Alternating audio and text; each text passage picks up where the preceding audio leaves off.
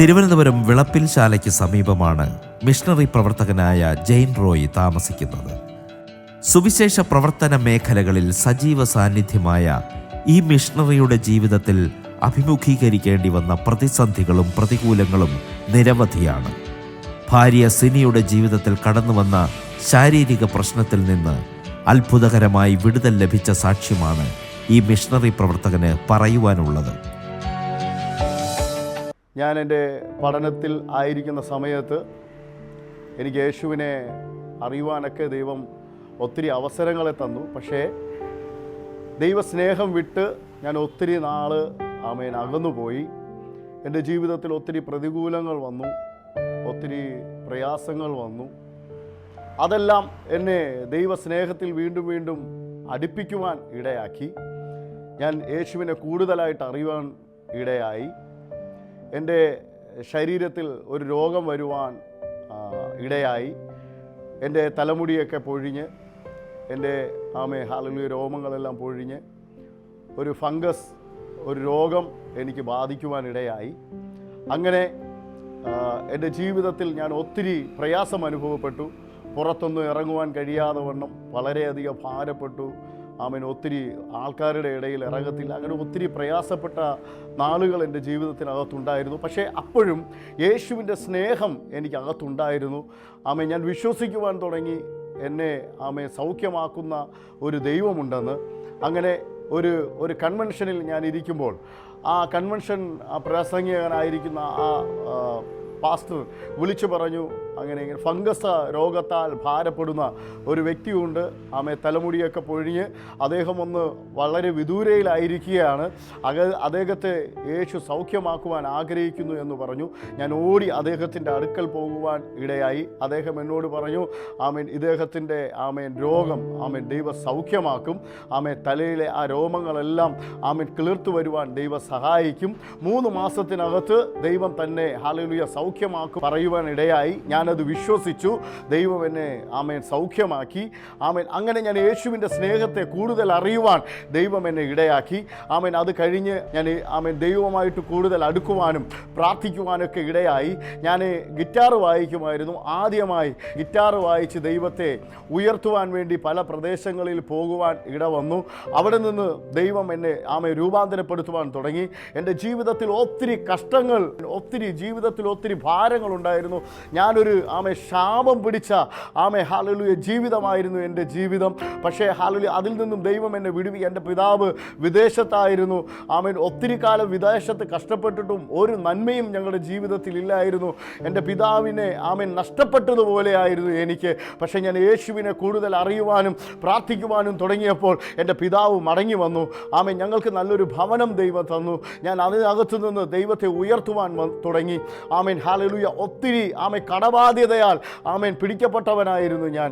എനിക്ക് ഹല്ലേലൂയ പുറത്തിറങ്ങുവാൻ കഴിയാതെ വണ്ണം ഒത്തിരി കടബാധ്യത എൻ്റെ ജീവിതത്തിൽ ഉണ്ടായിരുന്നു. അതെല്ലാം എൻ്റെ ദൈവം ഹല്ലേലൂയ കുറേശ്ശെ മാറ്റുവാൻ ഇടയായി. അങ്ങനെ 2009 എൻ്റെ വിവാഹം കഴിഞ്ഞു. ഞാനും ഹല്ലേലൂയ എൻ്റെ കുടുംബവുമായി ദൈവത്തെ ഉയർത്തുവാൻ, അന്ന് ഞാൻ ഗിറ്റാർ വായിക്കുവാനാണ് പോയത്. പിന്നെ കുറേശ്ശെ പാടുവാനും ഹല്ലേലൂയ ദൈവത്തെ അങ്ങനെ വർഷിപ്പ് ലീഡ് ചെയ്ത് അങ്ങനെ ദൈവത്തെ ഉയർത്തുവാൻ തുടങ്ങി. അങ്ങനെ ഹല്ലേലൂയ മുന്നോട്ട് പോയിക്കൊണ്ടിരിക്കുമ്പോൾ ജീവിതത്തിൽ ഒത്തിരി ഭാരം കടന്നു വരുവാൻ തുടങ്ങി. കടബാധ്യതയാൽ എനിക്ക് ഹല്ലേലൂയ പുറത്തിറങ്ങുവാനോ മുന്നിലോട്ട് ജീവിതം നയിക്കുവാനോ കഴിയാത്ത ഒരവസ്ഥ എൻ്റെ ജീവിതത്തിനകത്ത് വന്നു. ഞാൻ അലുമിനിയം ഫാബ്രിക്കേഷൻ്റെ ജോലി ചെയ്യുകയായിരുന്നു. എൻ്റെ ഹല്ലേലൂയ ജോലിയെല്ലാം നഷ്ടപ്പെടുവാൻ തുടങ്ങി. മൊത്തം ഹല്ലേലൂയ പരാജയം എൻ്റെ ജീവിതത്തിൽ വരുവാൻ തുടങ്ങി. ഞാൻ ഒന്നുകൂടി ദൈവത്തോട് അടുക്കുവാൻ ഞാൻ അകന്നു പോയില്ല. ഞാൻ യേശുവിൻ്റെ സ്നേഹവുമായി അടുക്കുവാൻ തുടങ്ങി. എനിക്ക് മനസ്സിലായി യേശു എന്നെ സ്നേഹിക്കുന്നത് കൊണ്ട്, ഞാൻ യേശുവിനെ സേവിക്കുന്നത് കൊണ്ട് എന്നെ ആ ദൈവം വിടുവിക്കുവാൻ ശക്തനാണെന്ന് എനിക്ക് തിരിച്ചറിയുവാൻ കഴിഞ്ഞു. ഒത്തിരി വാഴ്ത്തത്വം എൻ്റെ ജീവിതത്തിനകത്തുണ്ടായിരുന്നു. 2009 ഞാൻ കേട്ടൊരു വാഴ്ത്തത്വമാണ്. ഉത്തർപ്രദേശിൽ ഞാൻ ദൈവവേലയുമായി കടന്നു പോകുമെന്ന് ഞാനൊരു വാഴ്ത്തത്വം കേട്ടു. പക്ഷേ ഞാൻ കടന്നുപോയില്ല. 2009, 2010, 2012 കേരളത്തിൽ സുവിശേഷ ദൈവവേലയുമായി ബന്ധപ്പെട്ട് ആമേൻ നിൽക്കുകയായിരുന്നു. എന്നാൽ പെട്ടെന്ന് എൻ്റെ ജീവിതത്തിൽ ആമേൻ ഇവിടെ നിന്ന് ആമേൻ നിൽക്കുവാൻ കഴിയാത്ത പ്രയാസം എൻ്റെ ജീവിതത്തിനകത്ത് വന്നു. ആമേൻ വീട്ടിനകത്ത് കടന്ന് ഉറങ്ങുവാൻ കഴിയുന്നില്ല. കടം മേടിച്ചവർ എന്നെ വീട്ടിൽ അന്വേഷിച്ചു വരുവാൻ തുടങ്ങി. പല ദിവസങ്ങളിൽ രാത്രിയിൽ ഉറങ്ങുവാൻ കഴിയാതെ ഞാൻ ഒളിച്ചോടുന്ന ഒരവസ്ഥ എനിക്കുണ്ടായിരുന്നു. പക്ഷേ ഹല്ലേലൂയ, പെട്ടെന്ന് ഞാനൊരു തീരുമാനമെടുത്തു. ഉത്തർപ്രദേശിലേക്ക് കടന്നു പോകാം, ദൈവത്തിൻ്റെ വേല ചെയ്യാം. ഞാൻ ഇവിടെ നിന്ന് എൻ്റെ കടബാധ്യതയെല്ലാം തീർക്കുവാൻ കഴിയുന്നതെല്ലാം തീർത്തിട്ട് ഞാൻ ഉത്തർപ്രദേശിലേക്ക് കടന്നു പോകാൻ തുടങ്ങി.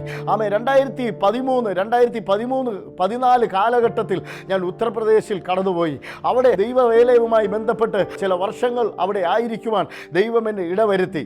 അങ്ങനെ ഞാനും എൻ്റെ വൈഫുമായി ഉത്തർപ്രദേശിലുമായി ബന്ധപ്പെട്ട് ഞങ്ങൾ അവിടെ പോകുവാൻ ഇടവന്നു. ഞങ്ങൾ അവിടെ ആമേൻ ഒത്തിരി കാലം ശുശ്രൂഷയുടെ ബന്ധത്തിലൊക്കെ ആയിരിക്കുകയായിരുന്നു. ആമേൻ ആ സമയങ്ങളിലെല്ലാം ജീവിതത്തിൽ ഒത്തിരി പ്രതികൂലങ്ങൾ നേരിട്ടിട്ടുണ്ട്. ഒത്തിരി ദാരിദ്ര്യം എൻ്റെ ജീവിതത്തിൽ വന്നിട്ടുണ്ട്. ഒരിക്കൽ ഹല്ലേലൂയ ഞങ്ങളുടെ വീട്ടിൽ കഴിക്കുവാൻ പോലും ഭക്ഷണമില്ലാത്ത ഒരു പ്രയാസം ഹല്ലേലൂയ ഉത്തർപ്രദേശിൽ വെച്ച് ഞങ്ങൾക്കുണ്ടായി. അന്ന് ഹല്ലേലൂയ എൻ്റെ കുഞ്ഞിന് ഒരു നേരത്തെ ആഹാരം കൊടുക്കുവാൻ എനിക്ക് കഴിയാതെ വണ്ണം അത്രയ്ക്ക് ഹല്ലേലൂയ ദാരിദ്ര്യം എൻ്റെ ജീവിതത്തിലുണ്ടായിരുന്നു. അന്ന് ഞാൻ എൻ്റെ ദൈവത്തോട് പറഞ്ഞു, ഹല്ലേലൂയ, ഇനി ഞാൻ കടം വാങ്ങത്തില്ല. കാരണം കടം വാങ്ങി സകലതും നഷ്ടപ്പെട്ടു പോയൊരു വ്യക്തിയാണ് ഞാൻ. അന്ന് ഞാൻ എൻ്റെ ദൈവത്തോട് ഞാനൊരു തീരുമാനമെടുത്തു, ഞാനിനി മരിക്കേണ്ടി വന്നാലും കടം വാങ്ങത്തില്ല. പ്രിയ ദൈവമക്കളെ, നമ്മൾ ദൈവത്തോടെടുക്കുന്ന ഓരോ തീരുമാനങ്ങളും ദൈവം ഹല്ലേലൂയ നമ്മൾ വിശ്വസ്തയോടെ നിൽക്കുകയാണെങ്കിൽ അത് നടത്തി തരുവാൻ ദൈവം വിശ്വസ്തനാണ്. ഞാൻ ആ തീരുമാനമെടുത്തു. ഹല്ലേലൂയ വൈകുന്നേരമായപ്പോൾ എൻ്റെ ദൈവം ഹല്ലേലൂയ വഴികളെ തുറക്കുവാൻ തുടങ്ങി. വഴി തുറക്കുന്ന ഒരു നല്ല ദൈവം നമുക്കുണ്ട്. സ്തോത്രം. ഇന്ന് പകലിൽ ഈ ശബ്ദം കേട്ടുകൊണ്ടിരിക്കുന്ന നിങ്ങളോട് എനിക്ക് പറയുവാൻ കഴിയുന്ന ഒരു കാര്യം, ഈ യേശുവിൽ വിശ്വസിച്ചാൽ നമ്മുടെ സകല കഷ്ടതകൾക്കും പ്രയാസങ്ങൾക്കും പരിഹാരം തരുവാൻ യേശുവിന് കഴിയും. അങ്ങനെ ഞങ്ങൾ ഉത്തർപ്രദേശിലായിരിക്കുമ്പോൾ 2018 അവസാനം ഞങ്ങൾ നാട്ടിൽ നിന്നും ഒരു കോൾ വരുവാൻ ഇടയായി. അപ്പോൾ പറഞ്ഞു, എൻ്റെ പിതാവിന് സുഖമില്ല, ഭയങ്കര ഭാരത്തോടെ ആയിരിക്കുന്നു, നാട്ടിലേക്കൊന്ന് കടന്നു വരണമെന്ന് പറഞ്ഞു. ഞാനും അങ്ങനെ എൻ്റെ വൈഫുമായി നാട്ടിലേക്ക് കടന്നു വന്നു. പിതാവിനെ ഹോസ്പിറ്റലിൽ കാണിച്ചപ്പോൾ ഹല്ലേലൂയ ക്യാൻസർ ആയിരുന്നു. അത് 4th സ്റ്റേജ് ആയിരുന്നു. ഡോക്ടർമാർ പറഞ്ഞു 3 മാസം മാത്രമേ ഈ വ്യക്തി ജീവിച്ചിരിക്കത്തുള്ളൂ. 4th സ്റ്റേജ്, ലെൻസിലായിരുന്നു ക്യാൻസർ. ഇതിന് ട്രീറ്റ്മെൻ്റ് ഒന്നും ചെയ്യുവാൻ കഴിയത്തില്ല.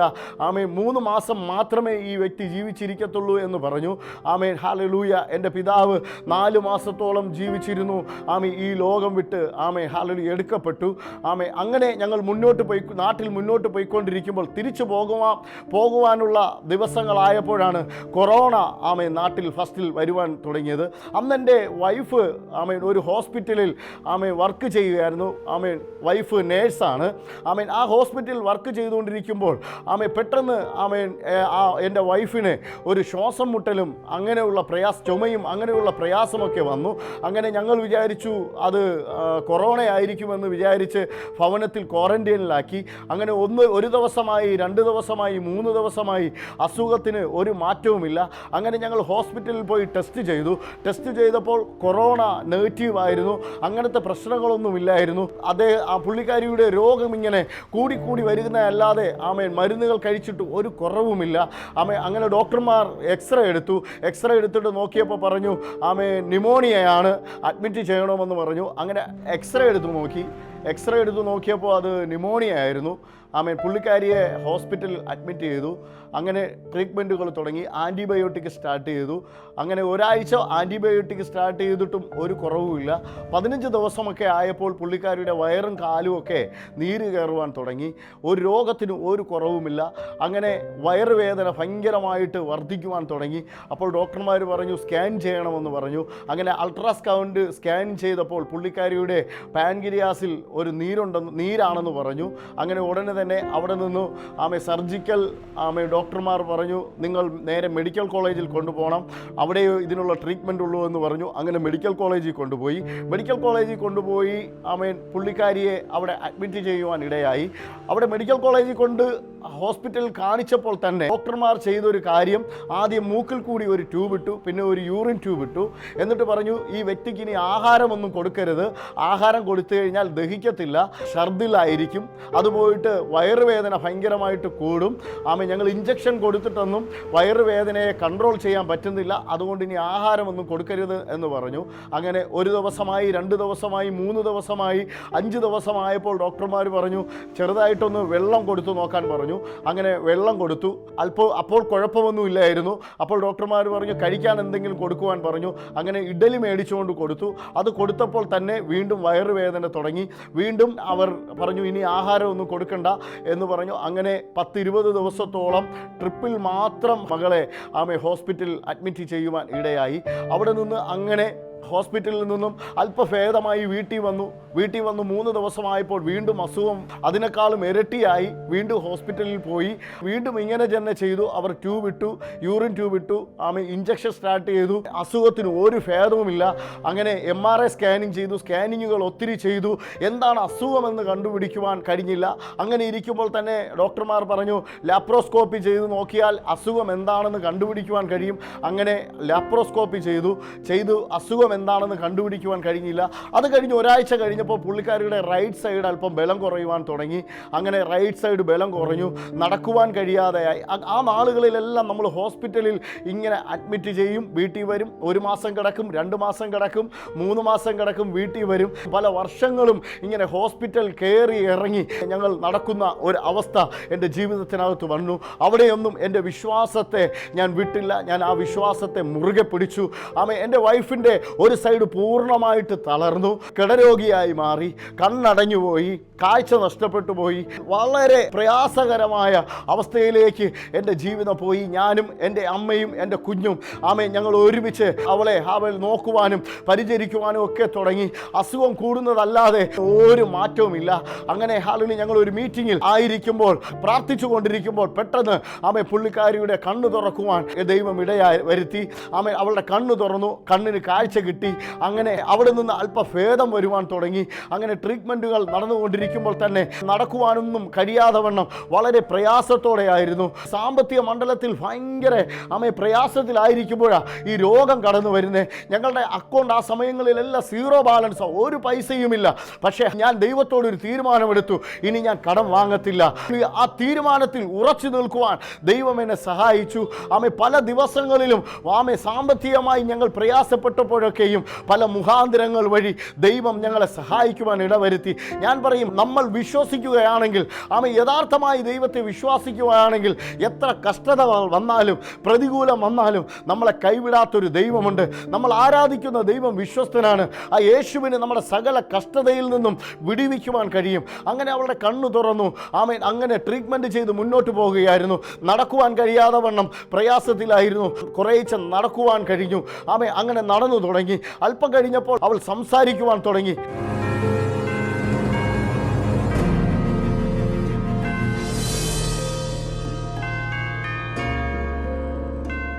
പന്ത്രണ്ട് പ്രാവശ്യം എൻ്റെ വൈഫ് ICUലായിരുന്നു. 12 പ്രാവശ്യം ഡോക്ടർമാർ പറഞ്ഞു വളരെ പ്രയാസമാണ്, ഇനി എങ്ങനെയായിരിക്കും മുന്നോട്ട് പോകുന്നതെന്ന് പറയാൻ പറ്റത്തില്ല, ഞങ്ങൾക്ക് ചെയ്യുവാനുള്ളതൊക്കെ ഞങ്ങൾ ചെയ്തു കഴിഞ്ഞു, ഇനി ദൈവത്തിന് എന്തെങ്കിലും ചെയ്യുവാൻ പറ്റുമെങ്കിലേ കഴിയത്തുള്ളൂ, നിങ്ങൾ വിശ്വസിക്കുക, നിങ്ങൾ വിശ്വസിക്കുന്ന ദൈവത്തിൽ വിശ്വസിച്ചാൽ ഒരു പക്ഷേ ആ സഹോദരി ജീവൻ പ്രാപിച്ചു വരുവാൻ കഴിയും എന്ന് പറഞ്ഞു. ഞങ്ങൾ പ്രാർത്ഥിച്ചുകൊണ്ട് തന്നെ നിന്നു. 12ാമത്തെ പ്രാവശ്യം ICUലാകുമ്പോൾ പുള്ളിക്കാരിയുടെ ശ്വാസമെല്ലാം തടസ്സമായി. ശ്വാസം അല്പം പോലും പുറത്തു പോകാതെ വണ്ണം മരണത്തോടുള്ള അവസ്ഥയിലായി. അങ്ങനെ വെന്റിലേറ്ററെല്ലാം ഘടിപ്പിച്ചു. അന്ന് ആ സമയത്ത് ഞാൻ സ്ഥലത്തില്ലായിരുന്നു, ഹോസ്പിറ്റലിലായിരുന്നു. ഞാനൊരു മീറ്റിങ്ങിനായി കടന്നു പോയിരിക്കുകയായിരുന്നു. ഞാൻ മീറ്റിങ്ങിൽ കഴിഞ്ഞ് എൻ്റെ മൊബൈൽ എടുത്ത് നോക്കിയപ്പോൾ എൻ്റെ അമ്മ ഒത്തിരി പ്രാവശ്യം ഹോസ്പിറ്റലിൽ നിന്നും വിളിച്ചിരിക്കുകയാണ്. ഞാൻ ഫോൺ എടുത്ത് ഞാൻ അമ്മയോട് ചോദിച്ചു, എന്താ വിളിച്ചിരുന്നതെന്ന് ചോദിച്ചപ്പോൾ അമ്മ പറഞ്ഞു, മോൾക്കൊട്ടും ഒത്തിരി സീരിയസ് ആണ്, പെട്ടെന്ന് നിന്നോട് വരുവാൻ ഡോക്ടർമാർ പറഞ്ഞു, ഡോക്ടർമാർക്ക് നിന്നോട് സംസാരിക്കണമെന്ന് പറഞ്ഞു. ഞാൻ പെട്ടെന്ന് മീറ്റിംഗ് എല്ലാം കഴിഞ്ഞു ഹോസ്പിറ്റലിലേക്ക് പോയി. പോയി അവിടെ ഇരുന്നിട്ട് ഞാൻ അമ്മയോട് ചോദിച്ചു എന്താ പറ്റിയെന്ന് ചോദിച്ചപ്പോൾ പറഞ്ഞു, ഡോക്ടർമാർക്ക് അത്യാവശ്യമായിട്ട് നിന്നെ കാണണം, നിന്നോട് സംസാരിക്കണമെന്ന് പറഞ്ഞു. ഞാൻ ICUയുടെ റൂമിൻ്റെ ഫ്രണ്ടിൽ പോയി ഹോണിംഗ് ബെൽ അടിച്ചു. ഡോക്ടർ കടന്നു വന്നു. ഡോക്ടർ എന്നോട് പറഞ്ഞു, സിനി സിസ്റ്ററിൻ്റെ കാര്യം വളരെ പ്രയാസമാണ്, ശ്വാസം സ്വന്തമായിട്ട് എടുക്കുവാൻ കഴിയുന്നില്ല, ഇപ്പോൾ വെന്റിലേറ്ററിൻ്റെ സപ്പോർട്ടോടുകൂടിയാണ് പുള്ളിക്കാരി ആയിരിക്കുന്നത്, ഏത് നിമിഷവും എന്ത് സംഭവിക്കാം എന്ന് പറഞ്ഞു. ഞാൻ ചോദിച്ചു, ഡോക്ടറെ എനിക്കൊന്ന് അവളെ കാണുവാൻ പറ്റുമോ എന്ന് ചോദിച്ചു. അപ്പോൾ ഡോക്ടർമാർ പറഞ്ഞു, അതിനെന്താ വന്ന് കാണാമെന്ന് പറഞ്ഞു. ഞാൻ അവളുടെ അടുത്തേക്ക് പോയപ്പോൾ ശരീരമൊക്കെയും ചലനമില്ലാതെ വെന്റിലേറ്റർ ഘടിപ്പിച്ച എൻ്റെ ഭാര്യയെ എനിക്ക് കാണുവാൻ കഴിഞ്ഞു. അവിടെ നിന്ന് ഞാൻ വിശ്വാസം വിട്ടില്ല. ഞാൻ പറയും, ഒരു വ്യക്തി നമ്മുടെ കുടുംബത്തിൽ നിന്നും ജീവൻ നഷ്ടപ്പെടണമെങ്കിൽ നമ്മളെ സൃഷ്ടിച്ച, നമ്മൾ ആരാധിക്കുന്ന, നമ്മൾ വിശ്വസിക്കുന്ന നമ്മുടെ ദൈവത്തിനൊരു നിശ്ചയമുണ്ട്. ആ സമയത്തിനല്ലാതെ ഒരു വ്യക്തിയുടെ ജീവിതത്തെ എടുക്കുവാൻ കഴിയത്തില്ല. ഞാൻ വിശ്വസിച്ചു. ഞാൻ പ്രിയ സഹോദരിയുടെ അടുത്ത് പോയി ഞാൻ ഇങ്ങനെ പ്രാർത്ഥിച്ചു. മരിച്ചുപോയ ലാസറിൻ്റെ കല്ലറയിൽ പോയി യേശു അതിൻ്റെ പുറത്ത് നിന്ന് വിളിച്ചു പറഞ്ഞു, ലാസറെ പുറത്തു വരിക എന്ന് വിളിച്ചപ്പോൾ ആ ശരീരത്തിൻ്റെ മേൽ അവയവങ്ങൾ നശിക്കപ്പെട്ട മരണാവസ്ഥയിലായിരുന്ന ലാസറിൻ്റെ ജീവിതത്തിൻ്റെ മേൽ ജീവൻ വന്നു എങ്കിൽ ഇപ്പോൾ ഈ സഹോദരിയുടെ ജീവിതത്തിൻ്റെ മേൽ, ഈ സഹോദരിയുടെ ശരീരത്തിൻ്റെ മേൽ ജീവൻ വരട്ടെ എന്ന് ഞാൻ പറഞ്ഞിട്ട് ഞാൻ അവിടെ നിന്ന് പുറത്തിറങ്ങി. അപ്പോൾ ആ ICUയുടെ ഫ്രണ്ടിൽ ഒത്തിരി പേരിരിക്കുക. അവരെല്ലാം എന്നെ ഇങ്ങനെ നോക്കുക, ഈ സഹോദരൻ ഇനി എന്ത് ചെയ്യും, ചെറുപ്പക്കാരനാണ്, ഒരു പൈതലുണ്ട്. ലോകത്തിൻ്റെ ചിന്ത അങ്ങനെയാണ്. പക്ഷേ ഞാൻ പറയും, ദൈവത്തിൻ്റെ നമ്മളെക്കുറിച്ചുള്ള ചിന്ത അങ്ങനെയല്ല. ഞാൻ അവിടെ വന്നിരുന്നു. എല്ലാവരും വളരെ സങ്കടത്തോടെ എന്നെ നോക്കുകയാണ്. 5 മിനിറ്റ് കഴിഞ്ഞു. ഡോക്ടർമാർ വിളിച്ചു, സിനിയുടെ ആൾക്കാർ ആരെങ്കിലും ഉണ്ടെങ്കിൽ ഓടി വരാൻ പറഞ്ഞു. ഞാൻ ഹാളിൽ ഓടിച്ചെന്നു. അപ്പോൾ ഡോക്ടർമാർ എന്നോട് പറഞ്ഞൊരു വാർത്തയുണ്ട്, പ്രിയ, സിനി വെന്റിലേറ്റർ വയ്ക്കുന്നില്ല, വലിച്ചൂരി കളയുകയാണ്, പ്രയാസപ്പെടുവാൻ ഒന്നുമില്ല, ശ്വാസം സ്വന്തമായിട്ട് എടുക്കുന്നു, പ്രയാസപ്പെടണ്ട എന്ന് പറഞ്ഞു. അങ്ങനെ ഞാൻ അവിടെ വന്നിരുന്നു. ഞാൻ പറയും, നമ്മൾ ആരാധിക്കുന്ന ദൈവം എത്ര വലിയവനാണ്. ഞാനും എൻ്റെ കുടുംബവും ഞങ്ങൾ ഒരുമിച്ച് ദൈവത്തെ ഉയർത്തുവാൻ ഞങ്ങൾക്ക് ഒത്തിരി ഭാഗ്യത്തെ തന്നു. ഞാൻ പറയും, ഹാളിൽ ഒരു വ്യക്തിയുടെ ജീവിതത്തിൽ ദൈവം ഹാളിൽ എന്തെങ്കിലും നിശ്ചയിച്ചിട്ടുണ്ടെങ്കിൽ ലോകത്തിനോ ശത്രുവിനോ മനുഷ്യനോ അത് എടുത്തു മാറ്റുവാൻ കഴിയത്തില്ല. ദൈവം നിശ്ചയിക്കപ്പെട്ട സമയത്തിനല്ലാതെ ഒരു വ്യക്തിയുടെ ജീവനെ അപകരിക്കുവാൻ കഴിയത്തില്ല. അങ്ങനെ ഞങ്ങളുടെ ജീവിതം 4.5 വർഷത്തോളം വളരെ പ്രയാസത്തോടെ ആയിരുന്നു. ഈ അവസ്ഥയിലെല്ലാം സിനിയുടെ മൂക്കിലൂടെ ട്യൂബ് ഇട്ടിരിക്കുകയായിരുന്നു. ആഹാരം കഴിക്കുവാൻ പറ്റത്തില്ല.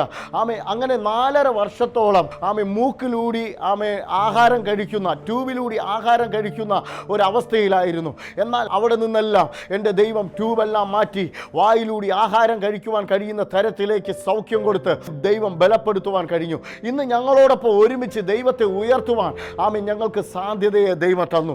ഒത്തിരി പ്രയാസങ്ങളുടെ നടുവിൽ ദൈവം, ഹല്ലേലൂയ, ജീവിക്കുന്ന ദൈവമെന്ന് എൻ്റെ ജീവിതത്തിൽ തെളിയിച്ചു തരുവാൻ ദൈവത്തിന് സഹായിച്ചു.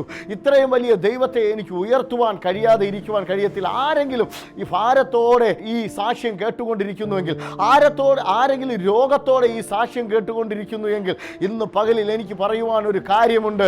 നിങ്ങളെ വിടുവിക്കുന്ന ഒരു ദൈവമുണ്ട്.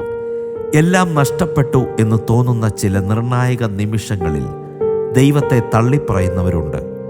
എന്നാൽ ഇവർ പറഞ്ഞത് വിശ്വാസത്തിൻ്റെ വാക്കുകളായിരുന്നു. ദൈവത്തിലുള്ള അടിയുറച്ച വിശ്വാസം മൂലം ഏതൊരു പ്രതിസന്ധികളെയും അതിജീവിക്കുവാൻ കഴിഞ്ഞു എന്നുള്ളത് നമുക്കേവർക്കും പ്രചോദനമാകുന്ന അനുഭവ സാക്ഷ്യമാണ്. ഇതാണ് എൻ്റെ വൈഫ്, സിനി എന്നാണ് പേര്. CNS വാസ്കുലൈറ്റിസ് എന്നുള്ള രോഗത്താൽ 2019 ഇദ്ദേഹത്തിന് ആ രോഗം ബാധിക്കപ്പെട്ടു. 2019, 20, 23 6-ാം മാസമൊക്കെ ആയപ്പോഴാണ് രോഗം എന്താണെന്ന് സ്ഥിരീകരിച്ച്. അതുവരെയും നടക്കുവാൻ കഴിയത്തില്ലായിരുന്നു. ഡോക്ടർമാർ പറഞ്ഞത് എപ്പോഴും കട്ടിലായിരിക്കും, നടക്കത്തില്ല എന്നാണ് പറഞ്ഞത്. പക്ഷേ ഒരു പ്രാർത്ഥനയിൽ ദൈവം ഇദ്ദേഹത്തിൻ്റെ കണ്ണ് തുറന്നു. വലത് കണ്ണ് അടഞ്ഞു പോയതാണ്. ഈ ചെറി ഈ സൈഡിലോട്ട് കോണി, ഞരമ്പുകളുടെ പ്രവർത്തനശേഷി നഷ്ടപ്പെട്ട് അങ്ങനെയായിരുന്നു, നടക്കത്തില്ലായിരുന്നു. റൈറ്റ് സൈഡ് പൂർണ്ണമായിട്ട് തളർന്നു പോയി, സംസാരിക്കത്തില്ലായിരുന്നു. കണ്ണിന് കാഴ്ച കുറവായിരുന്നു. ഒരു കണ്ണ് പൂർണ്ണമായിട്ട് അടഞ്ഞുപോയി, ഒരു കണ്ണിന് കാഴ്ച അല്പമേ ഉണ്ടായിരുന്നുള്ളൂ. പക്ഷേ അതെല്ലാം പ്രാർത്ഥനയാൽ യേശു സൗഖ്യമാക്കി. ഒരു ദിവസം ഞങ്ങളൊരു മീറ്റിങ്ങിൽ തീർന്ന് പ്രാർത്ഥിച്ചു കൊണ്ടിരിക്കുമ്പോൾ പെട്ടെന്നൊരു ദൈവശക്തി മകളുടെ മേൽ ഇറങ്ങി വന്നു. പെട്ടെന്ന് കണ്ണ് തുറക്കുവാൻ തുടങ്ങി. അങ്ങനെ കണ്ണിൻ്റെ കാഴ്ച തിരികെ കിട്ടി. ഞങ്ങളൊരു പ്രാർത്ഥനയിലായിരിക്കുമ്പോൾ പെട്ടെന്ന് പുള്ളിക്കാരി വാ തുറന്ന് സംസാരിക്കുവാൻ തുടങ്ങി. അങ്ങനെ സംസാരശേഷി തിരികെ കിട്ടി. നടക്കുവാൻ കഴിഞ്ഞു. പല പ്രാവശ്യം രോഗത്തിൽ നിന്നും സൗഖ്യമായി പുറത്തു വരും, വീണ്ടും രോഗം ബാധിക്കും, സൈഡ് വീണ്ടും തളർന്നു പോകും. അങ്ങനെ പല പ്രാവശ്യമായിരുന്നു. ട്യൂബിലൂടെയാണ് ഭക്ഷണം കഴിച്ചുകൊണ്ടിരുന്നത്. ഇപ്പോഴും നോക്കിയാലും കാണാൻ കഴിയും ട്യൂബ് ഇട്ടിരുന്ന ആ മൂക്കിലെ ആ തഴമ്പ്. അങ്ങനെ ട്യൂബിലൂടെ എൻഷോർ കൊടുത്ത് അങ്ങനെയായിരുന്നു പുള്ളിക്കാരിയുടെ ആഹാരം. അങ്ങനെ 4.5 വർഷത്തോളം അങ്ങനെയായിരുന്നു. ഇപ്പോൾ ഒരു 3 മാസമായി പൂർണ്ണമായി പുള്ളിക്കാരി ട്യൂബ് മാറ്റി നല്ലവണ്ണം നടക്കുവാൻ കഴിയുന്നു. ഞങ്ങൾക്ക് പലയിടങ്ങളിൽ ശുശ്രൂഷിക്കുവാനൊക്കെ ദൈവം ഒരുമിച്ച് അവസരം തന്നു. എനിക്കൊരു മകനുണ്ട്. മകൻ്റെ പേര് ജെർഫിൻ എന്നാണ്. അവൻ 9ാം ക്ലാസ്സിൽ പഠിക്കുകയാണ്. പട്ടൺ സെൻറ്റ് മേരീസ് സ്കൂളിൽ അവൻ്റെ വിദ്യാഭ്യാസം നടക്കുന്നു. എൻ്റെ മാതാവ് എൻ്റെ കൂടെയുണ്ട്. ഞങ്ങൾ ഒരുമിച്ച് സന്തോഷമായി സുവിശേഷ വേല ചെയ്യുന്നു. ഊറ്റുഴി വിളപ്പിശാല ഊറ്റുഴി പ്രദേശത്ത് ഞങ്ങൾക്കൊരു സഭ ഉണ്ട്. അവിടെ ഞങ്ങൾ ശുശ്രൂഷ ചെയ്തു വരുന്നു. ഈ സാക്ഷ്യത്തിലൂടെ കേൾക്കുന്ന നിങ്ങൾ ആരെങ്കിലും പ്രയാസത്തോടെ ആയിരിക്കുന്നുവെങ്കിൽ, രോഗത്തോടെ ആയിരിക്കുന്നുവെങ്കിൽ, ഡോക്ടർമാർ നിങ്ങൾ ഇനി നടക്കത്തില്ല, ഇനി സംസാരിക്കത്തില്ല, നിങ്ങളുടെ ജീവിതം തീർന്നു പോയി എന്ന് ഡോക്ടർമാർ പറയുന്നുവെങ്കിൽ മെഡിക്കൽ ശാസ്ത്രത്തെ ഞങ്ങൾ ബഹുമാനിക്കുന്നു. മെഡിക്കൽ ശാസ്ത്രത്തിന് സൗഖ്യം തരുവാൻ കഴിയും. പക്ഷേ അതിലുപരി ഞാൻ പറയും, മെഡിക്കൽ ശാസ്ത്രത്തിന് ചെയ്യുവാൻ കഴിയാത്തത്, മരുന്നുകൾക്ക് ചെയ്യുവാൻ കഴിയാത്തത് യേശുവിന് കഴിയും. നിങ്ങൾ വിശ്വസിച്ചാൽ നിങ്ങളെ യേശു സൗഖ്യമാക്കും. വചനം പറയുന്നു, ലോകത്തിൽ നിങ്ങൾക്ക് കഷ്ടമുണ്ട്, എങ്കിലും ധൈര്യപ്പെടുവിൻ, ഞാൻ ലോകത്തെ ജയിച്ചിരിക്കുന്നു. ലോകത്തെ ജയിച്ച യേശു നമ്മളോട് കൂടെ ഉള്ളതുകൊണ്ട് രോഗങ്ങളെ, കഷ്ടതകളെ ജയിക്കുവാനുള്ള ബലം യേശു തരും. ആരെങ്കിലും രോഗത്താൽ കഷ്ടപ്പെടുന്നുവെങ്കിൽ, രോഗത്താൽ ഭാരപ്പെടുന്നുവെങ്കിൽ, നിങ്ങൾ കടബാധ്യതയിലായിരിക്കുന്നുവെങ്കിൽ, നിരാശ നിങ്ങളുടെ ജീവിതത്തിൽ മൂടിയിരിക്കുന്നുവെങ്കിൽ, ഇനി എനിക്ക് പ്രതീക്ഷയില്ല, ഞാനിനി പുറത്തു പോകത്തില്ല, എനിക്കിനി പുറത്തിറങ്ങുവാൻ കഴിയത്തില്ല, നിങ്ങൾ രോഗം ബാധിച്ച് കട്ടിലിൽ കിടക്കുകയാണെങ്കിൽ, നിങ്ങളുടെ ജീവിതം അവസാനിപ്പിക്കുവാൻ വേണ്ടി നിങ്ങൾ ഇരിക്കുന്നുവെങ്കിൽ, ഞാൻ പറയും, നിങ്ങൾക്ക് ജീവൻ തരുവാൻ, നിങ്ങളെ സൗഖ്യമാക്കുവാൻ, നിങ്ങൾക്ക് സമാധാനം തരുവാൻ, നിങ്ങളുടെ കഷ്ടതകളെ മാറ്റുവാൻ, നിങ്ങളുടെ പ്രയാസങ്ങളെ മാറ്റുവാൻ എന്നെ സൗഖ്യമാക്കിയ, എൻ്റെ ഹല്ലേലൂയ വൈഫിനെ സൗഖ്യമാക്കിയ യേശുവിന് കഴിയും. യേശുവിൽ നിങ്ങൾക്ക് സകലത്തിൽ നിങ്ങൾക്കൊരു വിടുതലുണ്ട്. എൻ്റെ ഈ ശബ്ദം കേട്ടുകൊണ്ടിരിക്കുമ്പോൾ ആരെങ്കിലും ഭാരത്തോടെ ആയിരിക്കുന്നു എങ്കിൽ, ഇനി മരണം മാത്രമേ എൻ്റെ ജീവിതത്തിൽ മുന്നിലുണ്ട് എന്ന് പറഞ്ഞുകൊണ്ടിരിക്കുന്നു എങ്കിൽ, എനിക്ക് പറയുവാൻ ഒരു കാര്യമുണ്ട്. നിങ്ങൾക്ക് യേശുവിനെ വിടുവിക്കുവാൻ കഴിയും. ഇത് കേൾക്കുന്ന നിങ്ങളേവരെയും സർവശക്തനായ യേശു, സകലതയും ഉണ്ടാക്കിയ യേശു നിങ്ങളെ വിടുവിച്ച് സമാധാനത്തോടെ ഇരിക്കുമാറാകട്ടെ. ആമേൻ. മാരക രോഗങ്ങളാൽ ഭാരപ്പെടുന്നവർക്കും കടഭാരത്താൽ മനം തകർന്നിരിക്കുന്നവർക്കും ഇതൊരു സന്ദേശമാണ്.